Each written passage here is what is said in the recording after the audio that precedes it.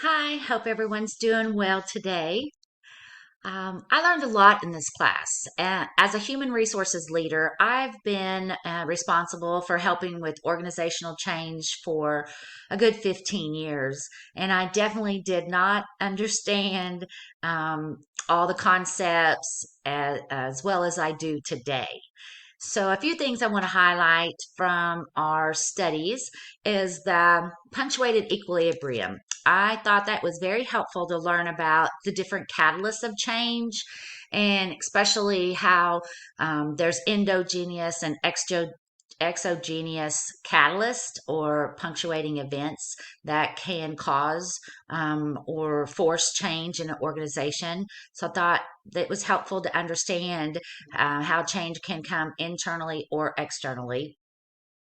I also like learning about the two types of change, revolutionary and evolutionary.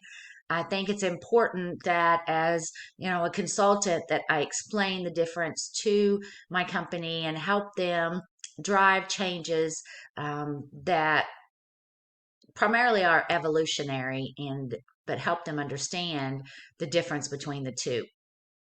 The three levels of organizational change, what I was familiar with them, but I had not really been categorizing change that way. And so it's really helpful to look at, what are the catalysts, what are the types, what are the levels. And then I think from there you can really drive and look at the different models that Burke talked about. I knew about the open systems model, but the life cycle model, I enjoyed learning more about that model and other models. So that was a good takeaway for me. I chose GE as my case study, and I thought that the research and everything I learned about GE was very helpful to me in the real world, given that GE has been in business over 130 years. There's longevity there. There's a lot of organizational change and success. So I learned a lot going through the articles and understanding how such a large organization was able to successfully implement organizational change. With that, I think what I learned the most is that leaders really are critical to driving organizational change.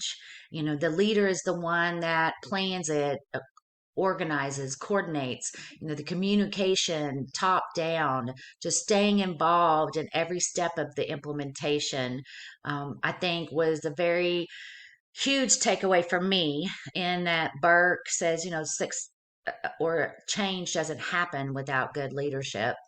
And I found that in my research with GE.